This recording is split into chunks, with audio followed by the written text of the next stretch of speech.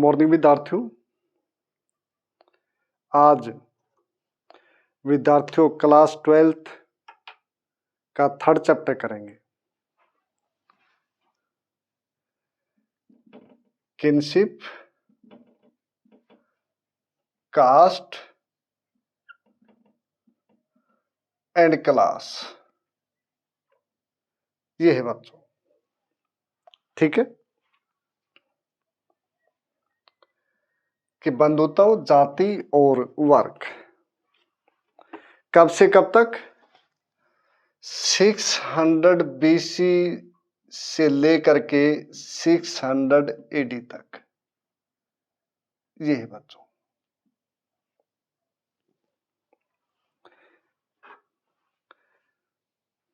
विद्यार्थियों बहुत ही अच्छा चैप्टर है समाज के बारे में जानकारी लेने के लिए, हमारे जो ग्रंथ है उनको जानने के लिए, और जो भी व्यवस्था रही है समाज में उस समय में कि जो वहां से डेवलपमेंट होती है उसके बारे में। इसलिए जैसे मैं कहता हूं कि इतिहास जिसने सही रूप से पढ़ लिया, सोशल हिस्ट्री पढ़ ली, पॉलिटिकल हिस्ट्री पढ़ ली, वह भी मार नहीं खाएगा। ये सिंपल सी बात है, क्योंकि सामाजिक ज्ञान भी यहीं से मिलता है, पॉलिटिकल नॉलेज भी यहीं से मिलती है, धार्मिक जो संस्थाएं डेवलप हुई वो भी यहीं से है। इतिहास एक अपने आप में महासागर है जो ये बता दिया कि भाई नहीं, परमाणु बम तो बना, लेकिन किसने बनाया, ठीक है ना। कि भी मैनहट्टन प्रोजेक्ट था जो अमेरिका का, वो क्या था कि 16 जुलाई 1945 को टेस्टिंग कंप्लीट हो गई थी। ओपेनहाइमर उसके वो थे करता धरता वो प्रोजेक्ट के। एक नया देश, कहीं नगर, कहीं गांव के वो बसा दिया था अमेरिका ने, ताकि किसी को शक न हो। तो कहने तात्पर्य ये बच्चों कि भाई इतिहास अपने आप में एक महासागर है जो सभी सब्जेक्टों को समेटे हुए है। क्या आपको ये बताएंगे कि भाई इकोनॉमिक्स क्या है, ये कहां से शुरू होती है, कि कॉमर्स वो क्या है, एज ए सब्जेक्ट तो इकोनॉमिक्स है, उसकी ब्रांच फिर आगे चल के फिर कॉमर्स आई थी। नहीं तो बेसिक जो सब्जेक्ट हो तो इकोनॉमिक्स है बच्चों। ये कौन बताएगा? इतिहास बताएगा आपको। इसलिए धर्म क्या है, कब शुरू हुआ, किसने किया और क्यों किया, ये सब कुछ जानकारी इतिहास के माध्यम से वी कैन गेट। फिर दूसरी बात कि भी समाज क्या है, व्हाट इज सोसाइटी, कि what is caste, why it was formed और why it was implemented with rigidity, ठीक है ना। ये बताएंगे, इतिहास बताएगा। और दूसरा सब्जेक्ट कभी सोचोगे आप मैथमेटिक्स बताएगा, आपको फिजिक्स केमिस्ट्री बताएगा, वो नहीं बताएगा। हिस्ट्री का मतलब यही है कि भूतकाल का जो लिखित क्रमबद्ध वर्णन है उसके बारे में जो भूतकाल की बातें बताए, दैट इज कॉल्ड हिस्ट्री, ये बताएंगे, ठीक है। तो विद्यार्थियों भाईचारा क्या है, किनशिप, कि भाईचारा क्या है और क्यों शुरू हुआ, ठीक है ना। और कई बार जो फ्यूड हो जाता है, लड़ाई झगड़ा हो जाता है, वो क्यों है, ये इतिहास बताएगा।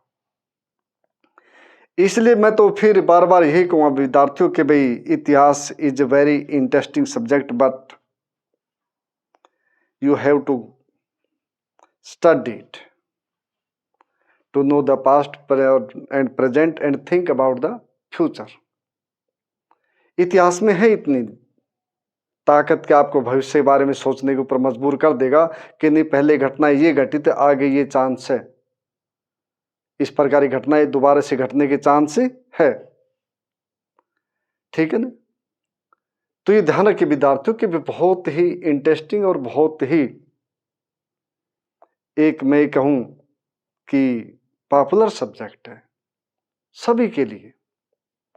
इसलिए इसको किनशिप, कास्ट एंड क्लास आपके उसमें बहुत लंबा दे रखा है, लेकिन छोटा सा चैप्टर है। और हम जो डेली जीवन में देखते हैं वही है कि हमने रामायण देखी, हमने महाभारत देखी, टीवी पे आई, ठीक है ना, हमने देखे, हमने श्री कृष्ण के बारे में सुना कि भगवान है, कि महाभारत के अर्जुन के सारथी थे, ये गुरु द्रोण थे, उनके बारे में गुरु कृपाचार्य, भीष्म पितामह, अर्जुन, नकुल, सहदेव, उनके बारे में, द्रौपदी, उनके बारे में। ये डेली जो उसकी चीजें हैं वही किताब में लिख दिया, to know about the past history, society, culture, religion and other things. ये चैप्टर है और इसके अलावा कुछ नहीं है। ठीक है। तो ये ध्यान रखिए कि बहुत ही अच्छा चैप्टर है और आपको जानकारी मिलेगी, ऐसा मैं उम्मीद करता हूं। और आप कुछ बातें आपको पहले ही पता, कुछ नहीं बहुत सी बातें पहले ही पता है। ये कहते कि जो भाईचारा, किनशिप, बंधुता, ठीक है ना, ये क्या है, या भाईचारा ये क्या है।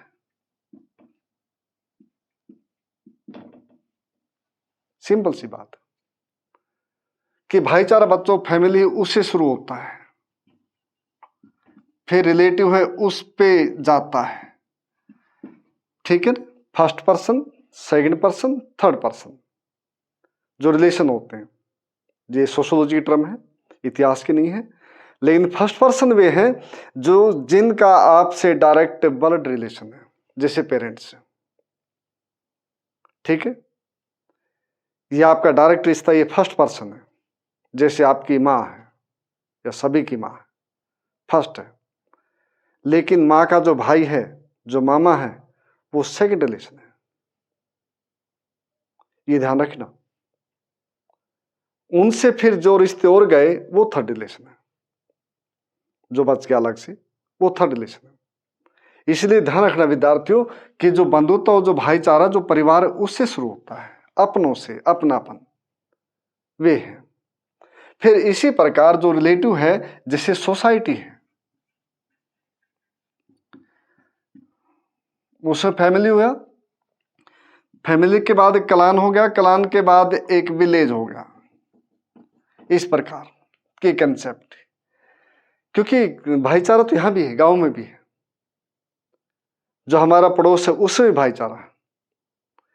लेकिन ये कब तक है, जब तक हमारे इंटरेस्ट का टकराव नहीं होता, जब तक है। अगर हमारे इंटरेस्ट का टकराव हो गया, then Mahabharata will be occurred, ठीक है। अगर हितों का टकराव हो गया तो फिर ये मानिए कि महाभारत तो होगी। जैसे इंडिया, पाकिस्तान, यहां भी तो इंटरेस्ट थे बच्चों, यहां और क्या था कि ये माना गया कि हिंदू मेजोरिटी स्टेट बनेगा, पॉपुलेशन की ज्यादा होगी और जो हमारे इंटरेस्ट है वो दब जाएंगे। हमारे जो मुस्लिम भाई हैं, मोहम्मद अली जिन्ना, दूसरे जो आदमी थे, उन्हें सोचा कि नहीं, उसके बाद पॉपुलेशन के अनुसार हिंदू ज्यादा है, If there will be democracy and government will be elected by the people, then there will be a Hindu majority parliament. ठीक है, इसलिए इन्होंने कहा कि भी नहीं, अलग बनना चाहिए। ठीक है, इसलिए 1940 लाहौर जो अधिवेशन हुआ मुस्लिम लीग का, उसमें ये फैसला लिया गया कि पाकिस्तान बनेगा। 1940 में लाहौर सेशन मुस्लिम लीग का। इसी प्रकार ये है, ठीक है, कि कौरव और बच्चों पांडव, यही तो है ना, और क्या था कि धृतराष्ट्र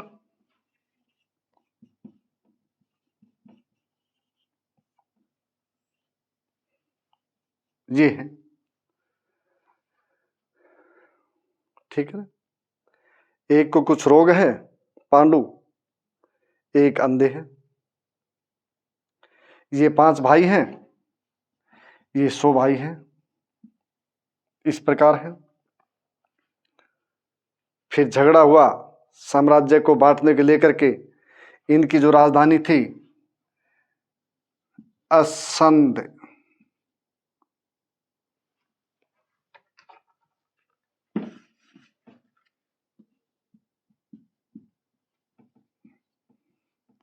हस्तिनापुर,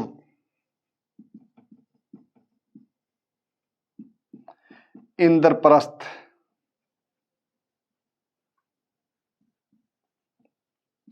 ये असंध लिखा बच्चों मैंने, ये कई किताबों में है जिक्र इसका। एक अनुमान है कि शुरू में इनकी जो कैपिटल असंध रही होगी, हरियाणा में, करनाल डिस्ट्रिक्ट में पड़ता है, ठीक है ना। कई एक आधी किताब में वैसे लिखा मैंने, कोई ऑथेंटिक वो नहीं है, ये ध्यान रखना बात। लेकिन मोस्ट ऑफ द जो बुक्स है उसमें हस्तिनापुर और इंद्रप्रस्थ वो दे रखा, ठीक है ना। एक लोकल जानकारी के लिए, थोड़ी और अधिक जानकारी के लिए इसलिए असंध लिखा कि यहां पर थी, ठीक है ना। हस्तिनापुर इंद्रप्रस्थ ये कैपिटल थी। कि 12 साल का वनवास होता, फिर भी जब वो आपस में उस ये होता कि भाई एक 12 बरस से पहले कि जुआ होता है वो खेला जाता है, दुर्योधन, ठीक है, और उनके बीच, कौरव और पांडव के बीच में, और युधिष्ठिर, उसमें युधिष्ठिर सब कुछ हार जाता है, और हारने के बाद साम्राज्य भी हार गया, और उसके साथ साथ द्रौपदी है इसको भी हार गया। इनकी पत्नी थी ये, ठीक है ना। इसके पीछे बड़ी इंटरेस्टिंग कहानी है, ठीक है। इनकी पत्नी थी कि इसको भी हार गया। फिर इनको 12 साल का एग्जाइल मिला, उसके बाद फिर वापिस आए तो फिर ही बात नहीं बनी, फिर युद्ध होता है। फिर युद्ध हुआ तो युद्ध में 2 खेमे बट गए, और जो धर्म के भी साथ थे आदमी, वो उनने कहा हम राज धर्म से बांधे हुए, वो कौरव के साथ जा खड़े हो गए, जिसमें इनके गुरु थे, इवन भीष्म पितामह भी, ठीक है। तो फिर युद्ध होता है। तो बंधुत्व की बात बताई कि बंधुत्व वहीं तक है जहां तक आपका इंटरेस्ट क्लैश नहीं होता, otherwise there will be quarrel और फ्यूड, ठीक है ना। कोई रोक ही नहीं सकता, या तो आपको चुप रहना पड़ेगा या आपको झगड़ा करना पड़ेगा, 2 ही रास्ते, तीसरा और कोई रास्ता नहीं। बीच बचाव का रास्ता आदमी बहुत कम मानते हैं और जानते हैं, ये बात भी है। जबकि मैं मानता हूं कि नहीं, बीच का रास्ता महात्मा बुद्ध वाला सबसे अच्छा है, उसमें सर्वनाश नहीं होता है, उसमें कुछ बच जाता है, ठीक है। तो ये बात है, ये भाईचारा बंधुता। अब इसके साथ विद्यार्थियों,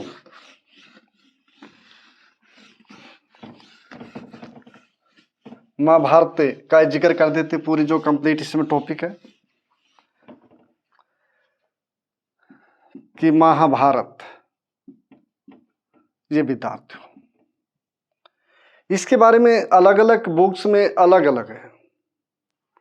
कुछ बुक्स में कहा जाता है कि 500 BC से लेकर के 420 AD यहीं तक है। कुछ में कहा गया कि 300 BC से लेकर के 200 AD। कुछ में कहा गया कि भाई 200 BC से लेकर के 400 AD और कुछ 1000 AD। कुछ सही है, बिल्कुल ये ठीक है। इसमें कुछ श्लोक जोड़े गए, 1000 में भी जोड़े गए। ये नहीं कि ये जो बुक है वेद व्यास ने लिख दी, ऐसा नहीं है कि भी गणेश महाराज उससे लिखवा दी, ऐसा नहीं है। क्योंकि जैसे मैंने बताया बच्चों, किसी भी लैंग्वेज को डेवलप होने में 400 से 500 साल लगते हैं एक क्षेत्र विशेष की बनने के लिए। जैसे हिंदी है, ठीक है, हिंदी कब से शुरू है? अमीर खुसरो के टाइम से। कौन सी कम ज्यादा मान लीजिए 1200 ईस्वी, 1200 AD, ठीक है, यहां से खड़ी बोली से शुरू हुई थी। इसको दखनी भी कहा गया, खड़ी बोली भी कहा गया, दूसरे और भी रूप आए, तो फिर जाके हिंदी एक इस्टेब्लिश्ड भाषा बनी है, ठीक है। तो 400 से 500 साल चाहिए। अब इसके बारे में कि महाभारत जो हुई उसके बाद इसकी लिखावट की गई। तो जैसे मैंने बताया था, सबसे पहले जो हमारे को रिटन जो चीज मिली भारत में वो अशोक के इंस्क्रिप्शन है। उससे पहले कुछ भी नहीं है बच्चों, अशोक के इंस्क्रिप्शन है, उससे पहले कोई रिटन रिकॉर्ड नहीं है, कोई लिखावट नहीं है, प्रूफ नहीं है। These are the first proof of written during the Akbar time. Pillar inscription, stone inscription, cave inscription, ठीक है, उससे पहले नहीं है। जैसे वेदों की बात करें तो वेद कंठस्थ किए गए थे, उनको श्रुति बोलते हैं, उनको श्रुति बोलते हैं। और पहले जो भुर्ज के पत्ते और ताड़ के पत्ते छाल उन पे लिखे जाते थे, ठीक है, और कोई रास्ता नहीं था, ठीक। तो ये ध्यान रखिए। अब इसके बारे में थोड़ा सा मैं एक्स्ट्रा बता दूं आप लोगों को, क्योंकि किताबें अलग अलग पढ़ते हैं तो फिर ज्ञान भी एक खिचड़ी बन जाता है कि भी बच्चों किसको किसके बारे में बताएं, सॉरी किस किताब में से बताएं, ठीक है, ये हो जाता है। लेकिन ये विद्यार्थियों की जो सही है, जो मतलब हमने पढ़ी जो किताबें दूसरी NCERT जॉब है उसके अलावा, ये ठीक है, आपके में ये है। तो इसके बारे में ये कहा गया कि भाई इसका शुरू में नाम जय है, जय नाम है, ठीक है। 8800 श्लोक है शुरू में, ठीक है। किताब आपके NCERT के अनुसार नहीं, ध्यान रखिए। जो मेरे जो किताब RS शर्मा है, दूसरी DN झा, जो दूसरे राइटर है उनकी बात कर रहा हूँ, देवदत्ता चौधरी, उनकी बात कर रहा हूँ बच्चों, कि ये है 8800 श्लोक। उसके बाद फिर हो गए इसमें 24,000 श्लोक, ठीक है। फिर ये बन गई भारत, ये बनी है। फिर उसके बाद इसके गुप्त काल में 400 के आसपास हो गए इसमें 1,00,000 श्लोक।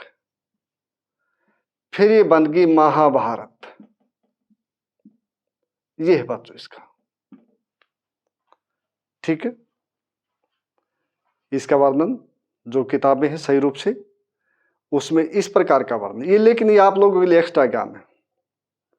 ये जो बड़े जो टेस्ट होते हैं ये उनके लिए, मैं थोड़ा सा लीक से हट जाता हूँ, हाँ, तो उसके लिए माफ़ी चाहता हूँ, लेकिन आपके लिए एक्स्ट्रा है ज्ञान है तो उसको आप गेन करो, मैं ये कहूँगा। आपकी किताब के साथ अगर इसमें ये भी हो जाता तो अच्छी बात है, बुरी बात नहीं है, ठीक है ना। तो क्योंकि आप बड़ी तैयारी करोगे, मान लो यूपीएससी करते हो या कोई भी स्टेट पब्लिक सर्विस कमीशन की बात करते हो, तो उसमें से हमेशा आदमी जो आपको रिकमेंड करेगा वो जो ओल्ड एनसीईआरटी उसको रिकमेंड करेगा, नहीं को नहीं करेगा कोई। लेकिन मैं ये नहीं कहता भी मत पढ़ो, पढ़ो, सबको पढ़ो, ये तो जरूरी है, आपके बेस है तो वो उसकी जब जरूरत हो तो उसको पढ़ो, ठीक है। तो ये बात है। तो इस प्रकार ये हुआ बात विद्यार्थियों। और कुछ श्लोक जब मुसलमान भारत में आए उससे पहले भी लिखे गए हैं, 1000 ईस्वी के आसपास भी कुछ श्लोक इसमें जोड़े गए हैं। इस प्रकार का इसका इतिहास रहा है, ठीक है।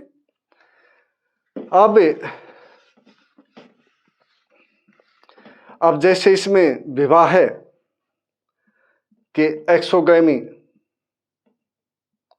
ठीक है, इंडोगैमी,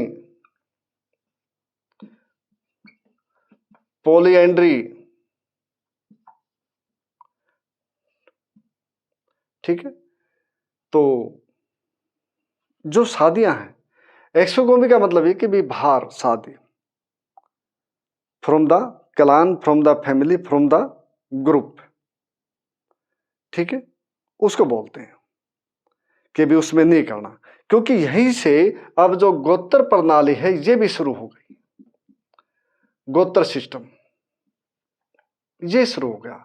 ये सबसे पहले ब्राह्मण है उनमें आया गोत्र प्रणाली। और गोत्र प्रणाली है जो गोत्र, जो शब्द बच्चों जो गाय को बांधते थे ऋग्वेदिक काल में, ये उत्तर वैदिक काल में आया, लेटर वैदिक युग में, लेटर वैदिक एज उसमें आया है। तो ये वर्ड टेकन फ्रॉम देयर, जहां पे गाय को बांधते, जो बाड़ा होता था गौ से, गोत्र इस प्रकार बना। लेकिन फिर ये भी हुआ, जो ऋषि थे उनके नाम लिए गए, उनके नाम लिए गए, और फिर उसके आधार पे ब्राह्मणों से गोत्र शुरू होकर के फिर जो दूसरे वर्ण थे उनमें भी शुरू हो गए। इस प्रकार की कंसेप्ट यहां पे रही है, ये ध्यान रखे बात। तो विद्यार्थियों, कोई भी सिस्टम तब डेवलप होता है, उसके लिए टाइम चाहिए, टाइम लगता है उसमें, 200, 400, 500 साल जाके फिर कोई सिस्टम वेल डेवलप्ड होता है। चाहे उसमें भाषा हो, चाहे उसमें विवाह है, जो ये संस्कार है, चाहिए हो। जैसे समाज के अंदर, समाज से बाहर, अपने कास्ट से बाहर, गोत्र से बाहर फिर शादी करना एक्सोगैमी कहलाएगी। इंडोगैमी उसके अंदर ही कहलाएगी, ठीक है। पॉलीएंड्री एक आदमी ज्यादा पत्नियां, ठीक है, वो कहलाएगी। पोलोगैमी, ठीक है, एक पत्नी ज्यादा पति, बहुपति, बहुपति प्रथा, ये कहलाएगी। और मोनोगोमी एक विवाह बच्चों, सिंगल मैरिज, ठीक है, सिंगल मैरिज ये कहलाएगी। इस प्रकार की जो संस्कार है वो पहले से डेवलप हुए हैं भारत में, कोई आज से डेवलप नहीं हुई। इसलिए जो विवाह है, भारतीय जो संस्कृति है, सभ्यता है, उसमें एक संस्था माना जाता है, एक संस्कार माना जाता है। उसको तोड़ना आसान नहीं होता, पहले तो बहुत ही मुश्किल था। आजकल जो कोर्ट का चिड़िया है उसमें चक्कर काटने पड़ते हैं। जैसे मुस्लिम धर्म में है तलाक, तलाक की 3 प्रकार से, जैसे इस प्रकार की यहाँ नहीं है, लेकिन वहाँ की सिस्टम परंपराएं अलग है, ये धर्म इसके अलग है, ये बात भी है, ठीक है। तो ये रहा विद्यार्थियों। और इसके साथ साथ ये भी रहा कि भाई 8 विवाह है, विवाह भी 8 प्रकार के हैं, जिसमें से 4 विवाह राइट बोल दिए, और बच्चों 4 और जो बच गए वे नॉट गुड, ये बोल दिए कि वे अच्छे नहीं हैं। 8 प्रकार के विवाह है भारतीय, उसके अनुसार आर्ष विवाह, असुर विवाह, पेशाच विवाह, देव विवाह, प्रजापति विवाह, इस प्रकार के 8 विवाह बच्चों, ठीक है। तो विवाह है जो भाईचारा है, ये सब कुछ सोसाइटी के भाग है, पार्ट है, ये बात ध्यान रखें। तो गोत्र प्रणाली बच्चों समझ में आया कब से हुई? ऋग्वेद के बाद, ठीक है, सामवेद यजुर्वेद में उस समय आई ये प्रथा है बच्चों।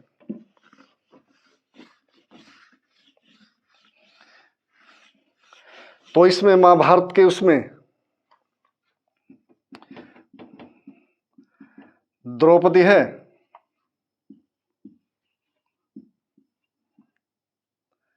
ये द्रुपद की लड़की कहा जाता है इनको, कि भी उसके उसमें उनकी बेटी थी और इन्होंने एक सोमवार रचा कि जो भी इस तीर की कमान की चाप को खींच देगा मैं अपनी बेटी की शादी उसके साथ कर दूंगा। ये कहते कि जो अर्जुन है इन्होंने उस चाप को खींच दिया और उसके बाद द्रौपदी को 7 दिन के साथ हो गई। फिर घर लाते दिन की जो माँ कुंती हैं उनने कहा कि माँ हम एक चीज लाए हैं, हम कुछ सामान लाए, कुछ ऐसा कहा है। उनने कहा कि बच्चों भाई तुम बांट लो आपस में। उसके बाद द्रौपदी बट गई, 5 पांडव थे, इनकी पत्नी बन गई, ये हुआ। लेकिन जो किताब के अनुसार या वैसे जो कहानियां पढ़ी हमने उसमें कि भाई कोई भी लड़की है तो वो शिव की आराधना करती है अच्छे पति पाने के लिए, ये है। और कुछ जो इंद्र है जिनको वर्षा का और ताकत का देवता, युद्ध का देवता माना जाता है, इनके बारे में भी है। इनमें कहा गया भी इंद्र की जो पत्नी सची है, समझा किसी ने कि भाई नहीं तुम सची हो, द्रौपदी को कहा गया। और किसी जैसे कहानी है कि लड़की ने 5 बार वर मांग लिया और उसी लिए 5 पांडव मिले उनको शादी के रूप में, इस प्रकार की बात है उसमें। तो विद्यार्थियों को कहना तात्पर्य ये कि ये बात समझाने इसलिए कहा कि भाई ये ऐतिहासिक है या एक कहानी है। तो जो कहानी जो हिस्टोरियन है इसको मानते बच्चों एक कहानी स्टोरी, क्योंकि इस समय में 2 प्रकार की कहानियां थी, एक तो नैरेटिव और एक बच्चों डिडक्टिक, ये कहानियां थी 2 प्रकार की, एक आख्यान के रूप में एक उपदेश के रूप में। 2 प्रकार की कहानियां थी जो स्रोत थे उस समय में उनमें, कि कोई भाई संदेश देना था देश को, जनता को, इस प्रकार। क्योंकि जो चैप्टर ने ये सब कुछ आपस में इंटरलिंक्ड है, हम इसको अलग कर ही नहीं सकते। क्योंकि अगर हम जाति की बात करेंगे, कास्ट की, तो फिर भी ये आएगा, ये इंडोगामी में आएगा, ये एक्सोगामी में आएगा, ये जो कर्म है उसमें आएगा, ये है। इसके बारे में कि ऋग्वेद है, जो ऋग्वेद का जो लास्ट चैप्टर है 10, उसमें बच्चों कुल 10 चैप्टर है, मंडल बोलते जिसको, और उसका नाम है पुरुष सूक्त, ये नाम है। इसमें कंसेप्ट आई आदि पुरुष, आदि पुरुष की कंसेप्ट इसमें आती है कि भी ब्रह्मा है, ब्रह्मा के मुख से ब्राह्मण निकले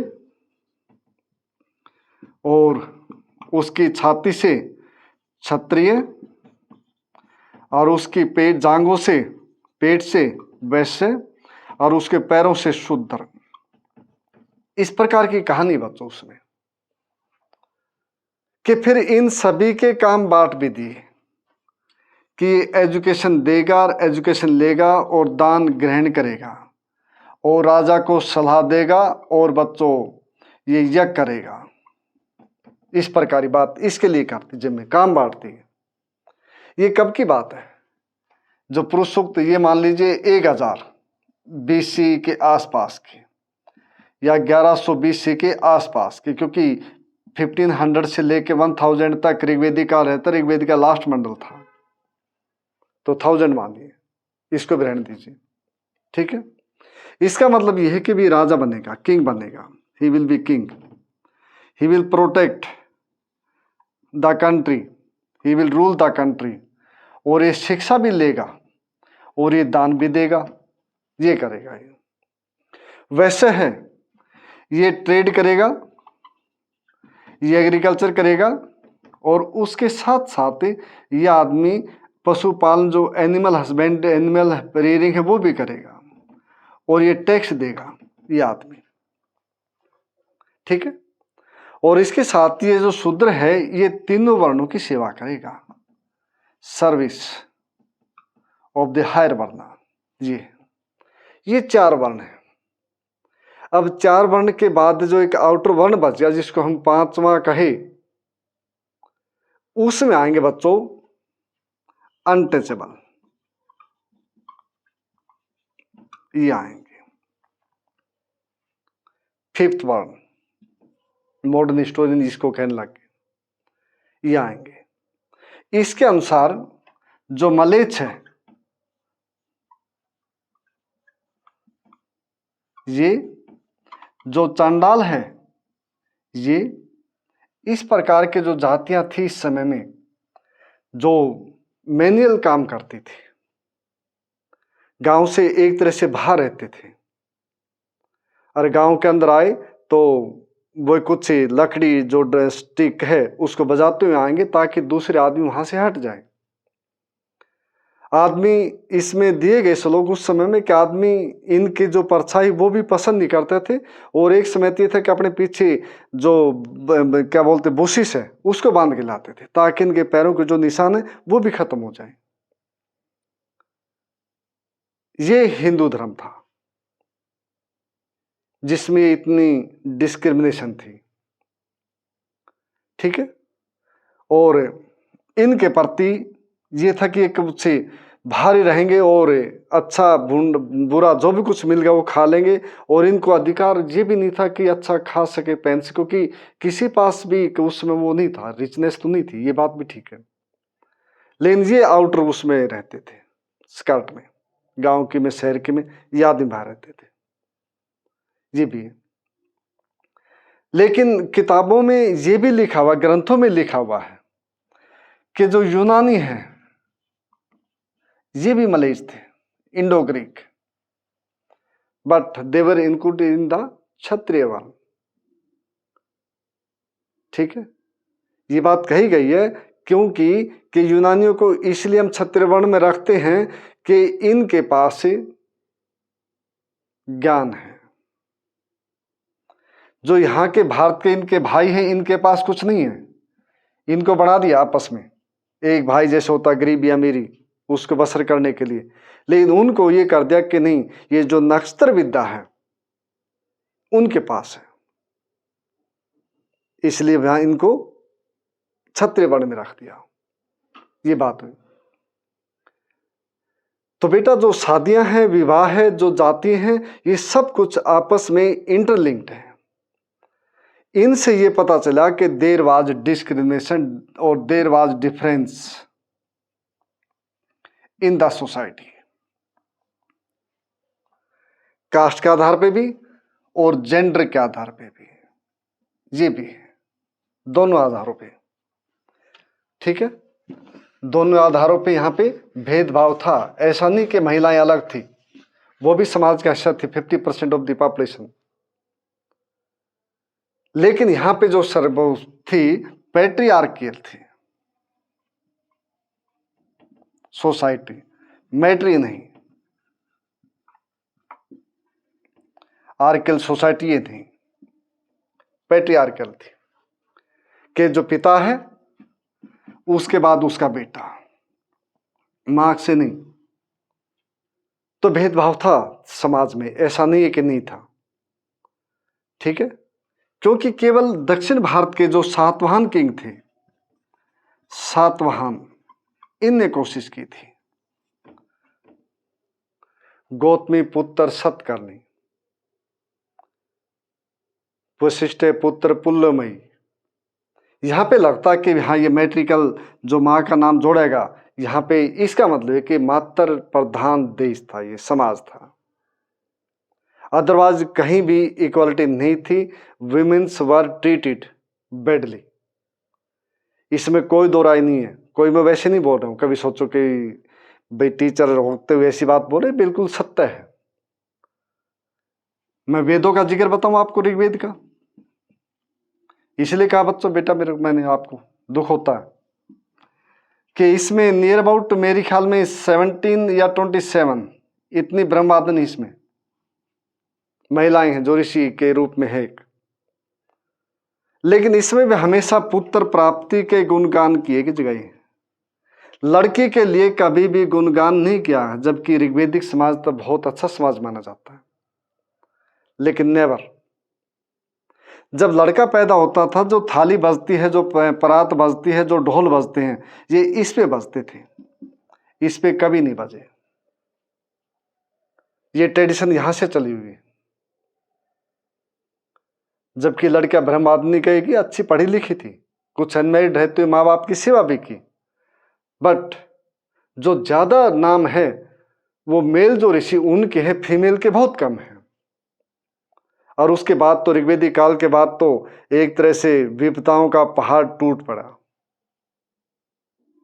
ये बात है। जो समय आगे बढ़ता गया, पुरुष ने, जो मेल है, इसने ये मंत्र जपने शुरू कर दिए भी किस प्रकार महिलाओं को अपने सबोर्डिनेट रखा जाए, किस प्रकार जो शूद्र है इनको अपने अधीन रखा जाए, किस प्रकार जो अनटचेबल है इनको अपने अधीन रखा जाए। तो समाज में जो अनइक्वलिटी का है, जो बीज बोए है, ये उस समय के है, आज के नहीं है। लेकिन ये बात भी सत्य है विद्यार्थियों कि भाई 1947 26 देश आजाद हुआ, 26 जनवरी 1950 में देश रिपब्लिक बना, संविधान लागू हुआ। उससे लेके यहां तक, ठीक है ना, 72-73 साल में, 73 साल में जो प्रोग्रेस करी वो बहुत अच्छी है। आने वाले 50 साल में बहुत अच्छी हो जाएगी। तो मैं तो हमेशा यही कहता हूं विद्यार्थियों कि भारत भूतकाल में कैसा रहा मैंने नहीं देखा, लेकिन मैंने अपने जीवन में भारत को आगे बढ़ता हुआ जरूर देखा है।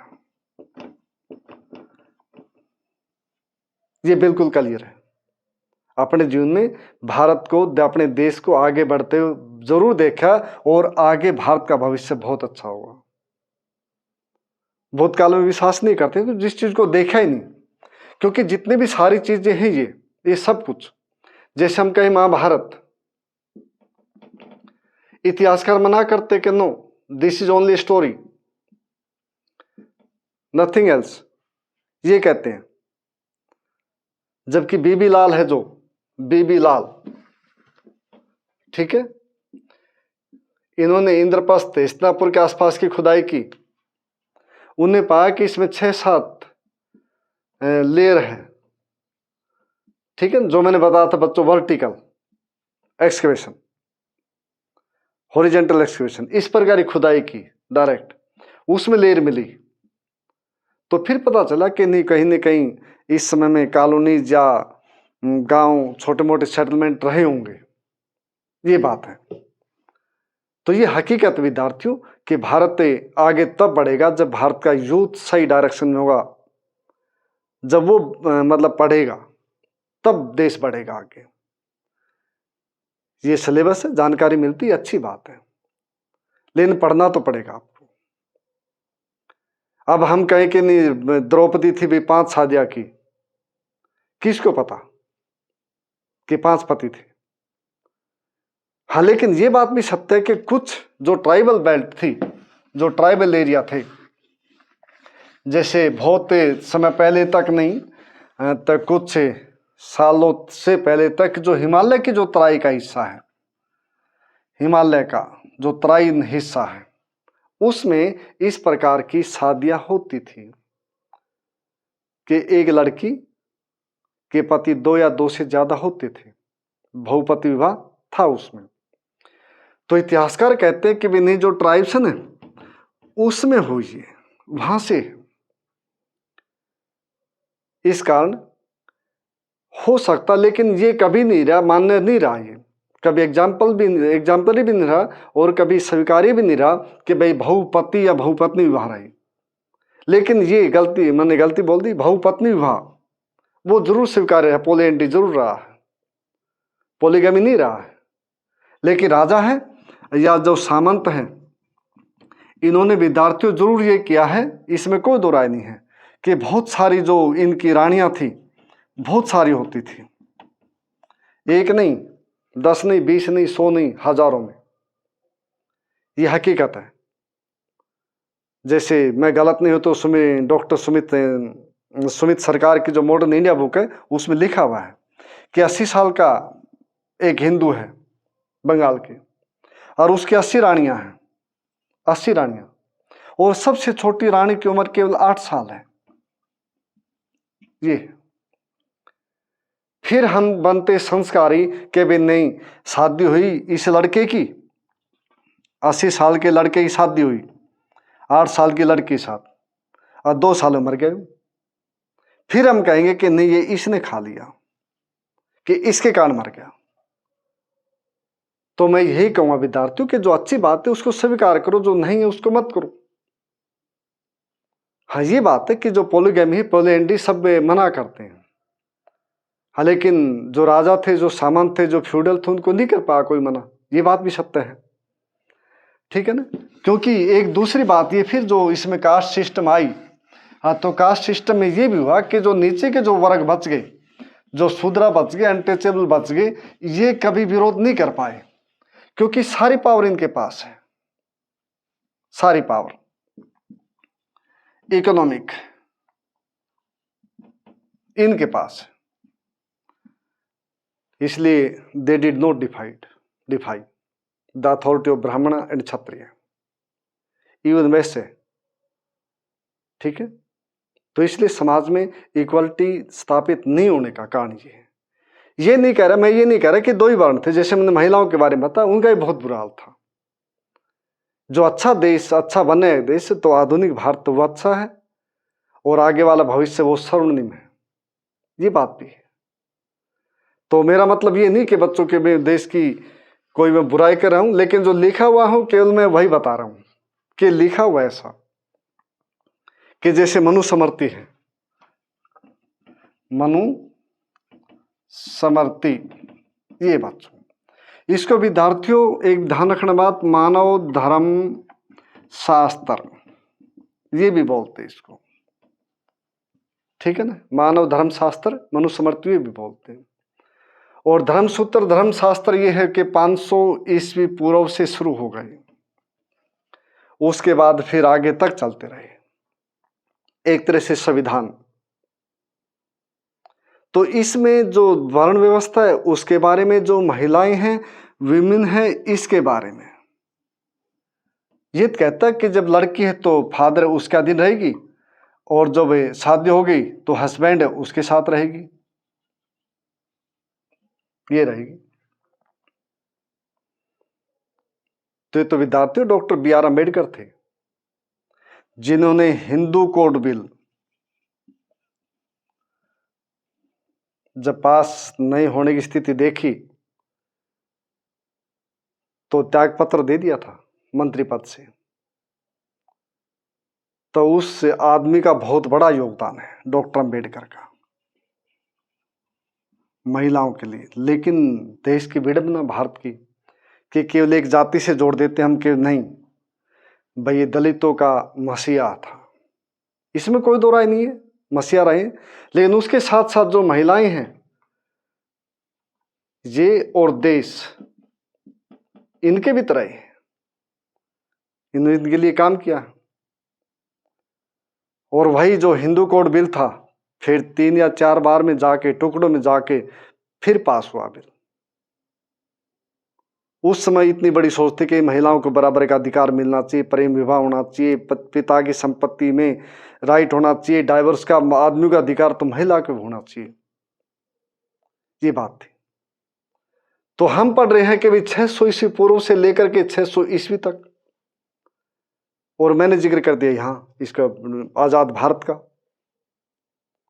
तो ये बच्चों इसलिए किया मैंने ये कि भी डिफरेंस रहा है, जो हम आगे बढ़े हैं तो देश ने प्रगति, जो समय बीता तो देश ने प्रगति की, इसमें कोई दो राय नहीं है। मैं इसलिए बता रहा हूं, आप बच्चे नहीं हो, बड़े हो गए तो आगे जाके कोई तैयारी करोगे अपनी तो सारा दिमाग खुलना चाहिए, सारे जो नट बोल्ट आपके दिमाग के सारे खुलने चाहिए, ताकि आपके एक्सप्रेशन जो पावर है, जो राइटिंग, वो आपकी अच्छी बने। कहीं ऐसे लिखने की जरूरत पड़ती है, सारे डाटा कलेक्ट करके आप उसको पुट कर सको, ये बात है। ठीक है, तो मनुस्मृति इस समय में ये कहती नहीं, कोई अधिकार नहीं है। अब इसके बारे में भी ये बात है कि भाई कुछ कहते बहुत अच्छी पुस्तक, कुछ कहते नहीं है। हाँ, लेकिन ये बात कर ली कि समाज में समानता की बात ये नहीं करती, बिल्कुल नहीं करती, न तो कास्ट आधार पे करती, न जेंडर आधार पे करती। इसका जो काल है 200 ईस्वी पूर्व से लेकर के 200 ईस्वी तक है, BC से लेके AD तक। फिर योजनावलक स्मृति, नारद स्मृति, बृहस्पति स्मृति, इस प्रकार की स्मृतियां बहुत है, जो हम एक तरह से धर्मसूत्र, धर्मशास्त्र ये कहें, संविधान कहें, प्राचीन समय के। जी जी, ठीक है। तो बेटा जो हम रोज की घटनाक्रम चैप्टर भी आपका वही है, ये बात है।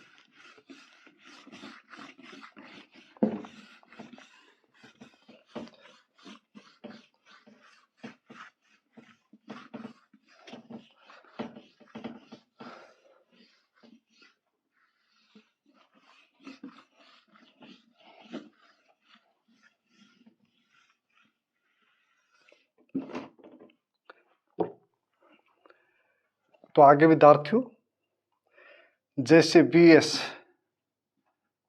सुकांथर के भी इन्होंने महाभारत उसके बारे में इकट्ठे किए अलग अलग स्रोतों से, और लास्ट में जाके 13,000 जो पेजेस हैं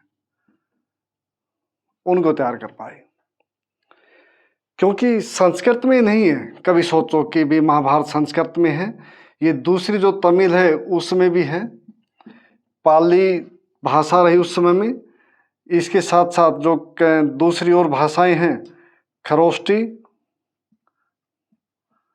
और खरोष्टी इसमें तो महाभारत नहीं, लेकिन इसके साथ जो दूसरी और भाषाएं हैं, फारसी, इस प्रकार की भाषाओं में रहा कि इसका फिर वो देखा कि भाई अनुवाद करके सबको मिला करके फिर एक बात नेचर ध्यान में आई निकल करके कि सभी का जो एक समानता थी इनमें, इसमें सभी में एक समानता थी। इसके जो इसमें कैरेक्टर्स उनको लेके, इसका जो मोटिव उसमें लेकर के, हाँ इनके ऊपर रीजनल प्रभाव है वो रहा है, इसमें कोई दो राय नहीं है, वो तो रहा है। ठीक है, जैसे BB लाल ने बताया भी ऐसे ऐसे बात है। लेकिन एक बात और भी विद्यार्थियों, जो आर्कियोलॉजिकल डिपार्टमेंट है कि भी कुरु, पंचाल, वो इसको लेके थोड़ा असमंजस में असहज है, क्योंकि जो 16 महाजनपद थे, ये 16 महाजनपद, उसमें से कुरु भी एक है, ठीक है ना। तो उसके बारे में दिया गया, इसमें कोई दो राय नहीं, दिया गया, लेकिन वो फिर जो कैरेक्टर इनसे है वो मेल कम खाते हैं कि भी पांडु है, युधिष्ठिर है, भीष्म पितामह है, इस प्रकार के जो देवी जो ताकते हैं, ये भगवान के समतुल्य जो ये आदमी थे, कि जैसे उसमें जिक्र दिया गया कि भाई बाप के बेटे बाघ के समान कुंती का मैं उससे शादी करना चाहती हूँ, हिडम्बा की राक्षसी थी उसने, इस प्रकार के वर्णन उसमें नहीं है, महाजनपदों के टाइम में वो नहीं है। यहाँ थोड़ी सी मतलब बहुत सारी, थोड़ी क्या सारी गड़बड़ है, ये बात है। ठीक है, और फिर दूसरी बात ये कि जो महिलाओं को लेकर का था, इसमें विमेन को लेके बच्चों ये क्लियर है कि women were not given proper rights, never. Exception जरूर है कि जो अमीर घरों की लड़कियां महिलाएं थी, रिच फैमिली, हो सकता है कि उन्होंने एंजॉय किया हो, जैसे प्रभावती गुप्त, ठीक है, जो वाकाटक शासक को ब्याही थी, या दूसरी ओर महिलाएं। नहीं तो ये भी क्लियर बात है विद्यार्थियों कि महिलाओं को वो अधिकार, वो सम्मान नहीं मिला है, और ये बात हम आज भी देखते हैं, ये भी हकीकत है। शहर में स्थिति सुधरी है, लेकिन गांव में हाल इतना अच्छा नहीं है। अगर इतना अच्छा होता तो फिर बेटी बचाओ और बेटी पढ़ाओ, इस नारे की जरूरत नहीं थी, सरकार को इस प्लान शुरू करने की जरूरत नहीं थी, अगर इक्वलिटी होती तो। मैं एक बात आपको कहता हूं विद्यार्थियों कि भाई जो सच्चाई है उसको स्वीकार कर लो, आपके मन का जो बोझ है ना, वो मान लो कि बहुत सारा कम हो जाता है, ठीक है। ये हकीकत है समाज की, एक ये स्याह चेहरा है समाज का। दुख तब होता है पश्चाताप, तब हम जब पश्चाताप नहीं करते, या हम गलत बात को ठीक करते हैं, ठीक को गलत करते हैं, अपनी जाति के आधार पे, अपने धर्म के आधार पे, या अपने और किसी कारण से, तब हम परेशान होते हैं। ये बात बिल्कुल सही कि महिलाओं को अधिकार नहीं दिया गया, इनको पढ़ने का अधिकार नहीं था, नहीं था, ये हकीकत है। डेट में भूल गया, लेकिन जिस समय भारत में 900 के आसपास 900 आदमी जिस समय भारत में ग्रेजुएट थे, ये 1880 के आसपास की बात कर रहा हूं मैं, 1880 के आसपास की बात कर रहा हूं मैं। उस समय में केवल 10 के आसपास मुस्लिम होंगे ग्रेजुएट, और महिलाएं नहीं थी। पहली महिला कादम्बनी गांगुली थी कलकत्ता से, जो ग्रेजुएट थी कलकत्ता यूनिवर्सिटी से। उसके साथ जो दूसरी महिलाएं आई वो भी थी। रमाबाई ने तो यहां तक कर दिया कि हिंदू धर्म छोड़ दिया, क्रिश्चियन अपना लिया था, और अमेरिका में जाकर ये पढ़ाई की थी, ठीक है। तो भेदभाव हुआ तो मान लो, मैं ये कहता हूं। फिर उससे ये हुआ कि हम इनके प्रति एक दृष्टिकोण हमारा पॉजिटिव हो जाता है, ठीक है ना। समाज में जो आया कि भी समाज में भेदभाव रहा, इसमें बात आई चैप्टर में कि भाई महिलाओं को लेकर भी, और भी जो मलेच्छ है इनको लेकर भी, ठीक है ना, जो चांडाल है उनको लेकर भी, और जो शूद्र है उनको लेकर भी। तो जो रिजर्वेशन दे रखी बच्चों, ये इसी कारण दी गई कि ये वर्ण उनके समान आ जाए। इसलिए मान लोगे, हकीकत भी यही है। तो मन का जो बहुत सारा बोझ है आपके मन पे कि भाई नहीं ये कैसे है, ये कैसे है, ये क्यों है, किस लिए है, हम रह गए, ये रह गए, वो मोस्टली खत्म हो जाती है बातें, कि हम देखते कि नहीं गरीबी की हालत में जी रहे हैं, बाद भी बहुत सारे आदमी। हाँ, लेकिन ये बात भी सत्य है कि इसके साथ साथ जो दूसरी कैटेगरी के उनके पास भी अभाव है, उनको भी मिलना चाहिए, ये बात भी कहूंगा मैं, ठीक है ना। तो ये बिल्कुल सत्य बात है, जो है उसको स्वीकार कर लो। इस चैप्टर के अनुसार बता रहा हूं मैं कि है कि महिलाओं का अधिकार नहीं दिए गए, सही जो दलित है, जो मलेच्छ है, चंडाल, उनको अधिकार नहीं दिए गए थे। गांव से बाहर रहा गया था, रहने के लिए कहा गया, और जब शहर में आओगे, गांव में आओगे, तो तुम अपने साथ कुछ मटका लाओगे, अपने गले में टांगोगे, उसमें ही थूकोगे, नीचे थूक भी नहीं सकते, ठीक है। और यहाँ तक था ट्राउनकोर में, यहाँ तक था कि जो महिलाएं जो इजहा और दूसरी एक जाति और, तो वो अपने जो स्तन है, जो ब्रेस्ट है ऊपर की, वो ढक नहीं सकती थी। अगर ढक ली तो उसके ऊपर टैक्स था। तो ये बात तो माननी पड़ेगी कि भाई एक तरह से शोषण हुआ समाज का, और समाज का शोषण भी हम नहीं किया। अगर समाज को हम ऊपर उठाना चाहते हैं तो हमारे को बड़ा मन करना पड़ेगा, और जो पुरानी जो बातें उनको छोड़ करके एक नए भारत का निर्माण करना है तो आगे बढ़ना है, तो पढ़ना पड़ेगा, और पॉजिटिविटी के साथ आगे बढ़ना और पढ़ना भी है, ये बात भी है। अब जैसे महिलाओं की बात है तो उसमें नहीं था, ठीक है, लेकिन वर्ण व्यवस्था काफी हावी रही समाज के ऊपर। जैसे ब्राह्मण है, क्षत्रिय, वैश्य और विद्यार्थी शूद्र और मलेच्छ और चांडाल, ठीक है ना, एटसेट्रा। अब इनके सबके काम बटे हुए हैं, लेकिन ये भी रहा कि जो इसका जो काम था राजा बनने का, ये इसने भी कई बार ले लिया इसका। ब्राह्मण भी, नॉन क्षत्रिय भी भारत के राजा हुए हैं।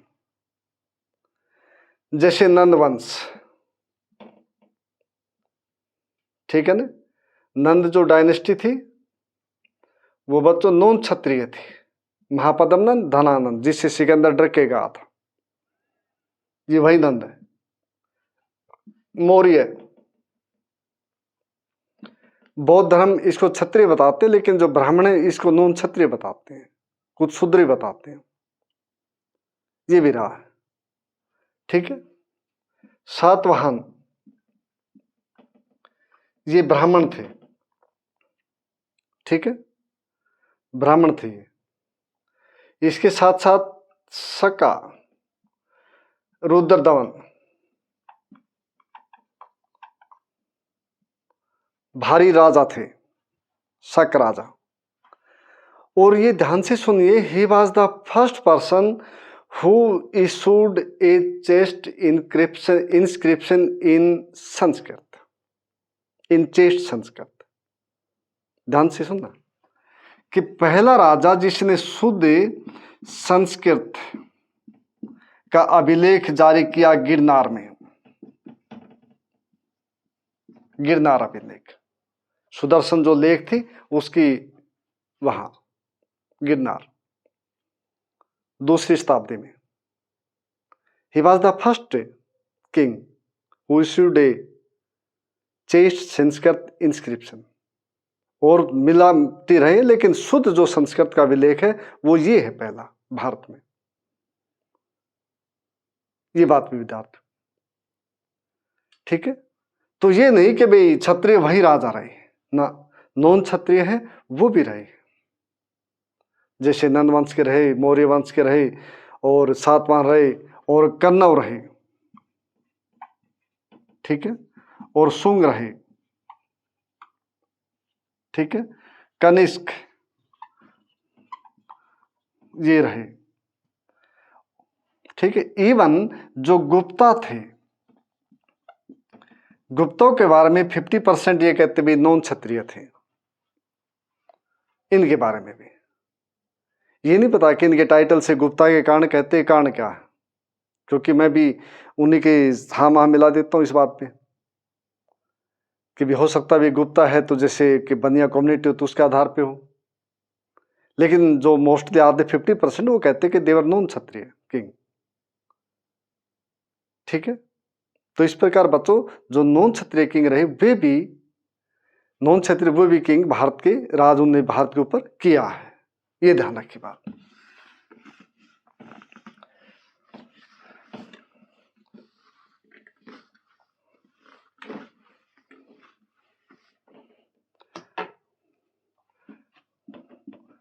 तो बात महाभारत की,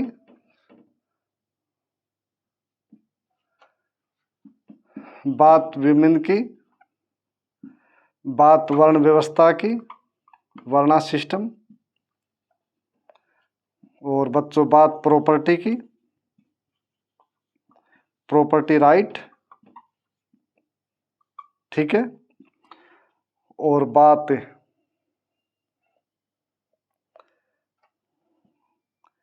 रिलेवेंसी ऑफ महाभारत कि इट इज ए डायनामिक, ये कहा जाता है कि इसको आज के उसमें भी किसी रूप में, आर्ट में, कल्चर, बुक, ठीक है ना, एटसेट्रा, समाज में उदाहरण प्रस्तुत करते हैं कि वे इसके इस प्रकार की अर्जुन है, अर्जुन को संदेश दिया से जो कृष्ण भगवान है उन्होंने, श्री कृष्ण ने उसमें, और उसी से एक उपदेशवा तक गीता पुस्तक आई, ठीक है।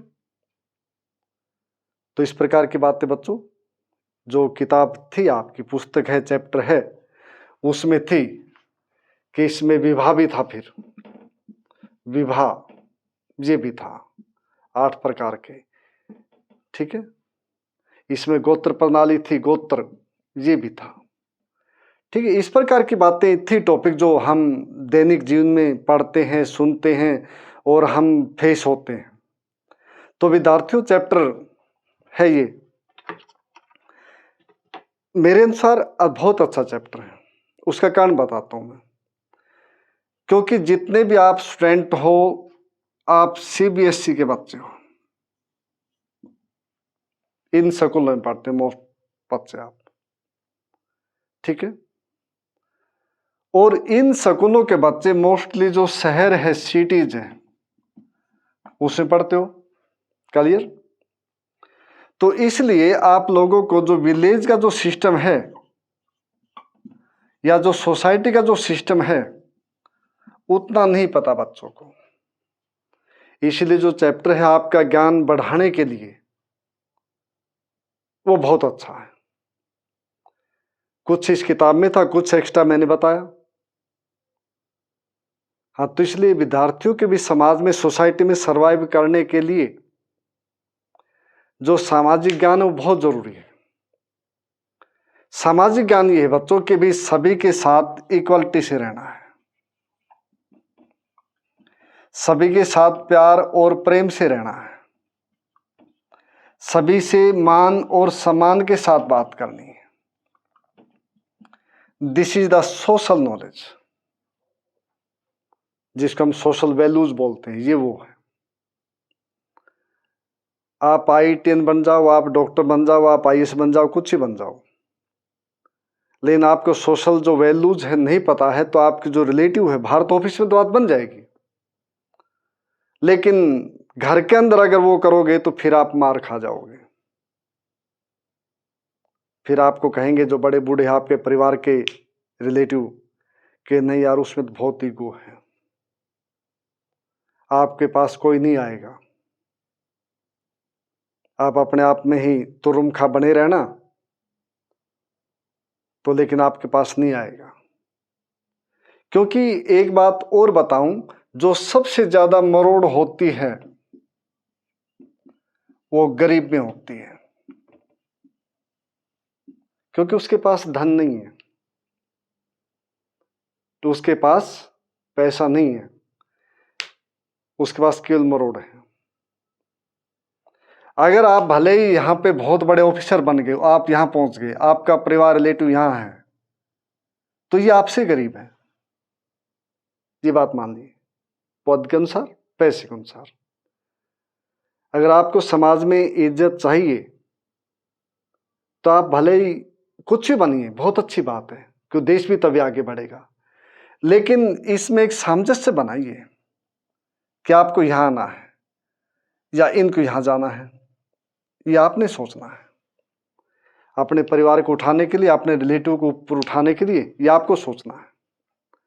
तो ये चैप्टर यही समझाता है, डिस्क्रिमिनेशन था, इनइक्वालिटी थी, महिलाओं के बारे में था, कास्ट के बारे में था, विवाह के बारे में था, ठीक है ना। तो ये था। अब ये तो 8 प्रकार के विवाह कहता, 8 प्रकार में 4 प्रकार कहता भी ठीक है, 4 प्रकार गलत है। जबकि इसमें क्या हर्ज है कोर्ट मैरिज में, ठीक है। अगर बच्चे सेटल्ड है, सर्विस लगी हुई है और विचारधारा मिलती है, तो फिर यहां क्या दिक्कत है। इसमें डाउरी भी नहीं है, खास बात ये है। इसमें कोर्ट जो है उसमें रजिस्ट्रार है, मैरिज रजिस्ट्रार, उस पर रजिस्टर करवाना है केवल। इसमें यह भी नहीं है विद्यार्थियों, ये ध्यान से सुनना, लड़के विशेष रूप से, कि भी हमने कन्यादान कर दिया, इसमें यह भी नहीं मिला कहने को।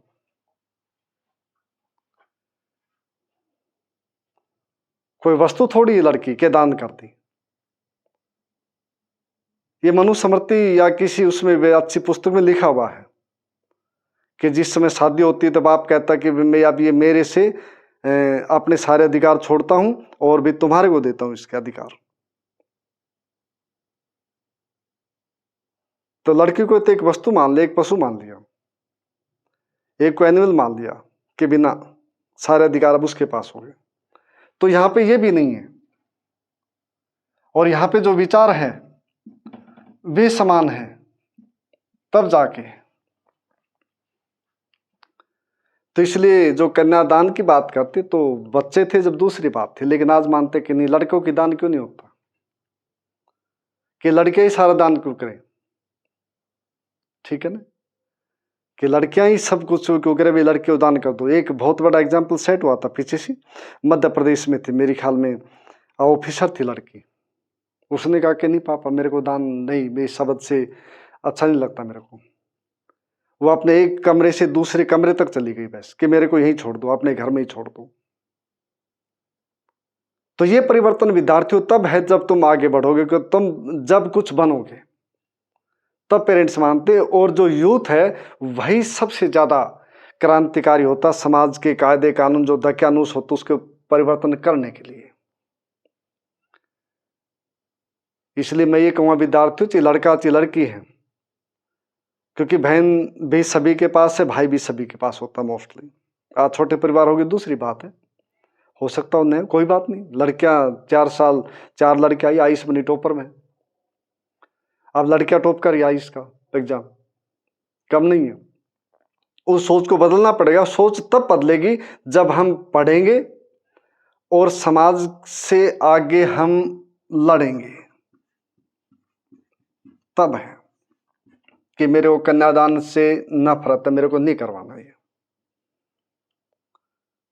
कि दान कर दिया, दान की चीज वापस थोड़ी आती है। किस प्रकार का दान, ठीक है। तो विद्यार्थियों, प्यारे बच्चों, मैं सहमत नहीं हूं इस वर्ड से, ठीक है ना, मैं नहीं हूं। तो मैं यही कहूंगा बेटा कि आप पढ़िए और एक विचार रेडिकल रखिए, सोशल के लिए भी और देश के लिए भी, लेकिन पॉजिटिव हो। ये ध्यान रहे बात, किसी से लड़ाई नहीं करनी है। मेरे लड़ने का मतलब ये कि डटो, आप उस जगह पे डटो कि नहीं, ये हमारा अधिकार है, ये आपका अधिकार है, हमारे को दान कैसे करोगे पापा आप, ठीक है। आज अच्छी बात है कि बहुत सी लड़कियां खुद घोड़े बैठ के फिर घोड़ी पे बैठ के फिर जाती है, बारात निकालती है, अपनी घुड़चटी निकालती है, अच्छी बात है। तो ये चैप्टर उसी के संदर्भ में था विद्यार्थियों, जो मैं बताया एक्स्ट्रा नॉलेज। इसलिए जैसे बता सीबीएसई आपको शहर के जो बच्चे उनको कम ज्ञान होता है सोशल सिस्टम के बारे में, इसलिए था आपको एक ब्लैक फेज उसमें जाने का, बैक फेज उसमें फ्रेश में जाने का मतलब ये था तात्पर्य। इसलिए उम्मीद करता हूँ कि चैप्टर समझ में आया होगा। जो मैंने कुछ बातें बताई वो भी एक्स्ट्रा बता दी बच्चों, वो भी ग्रहण करना, आगे काम आएगा अपना। एक इंसान रहना सबसे बड़ी बात है, ठीक है। तो धन्यवाद सभी का।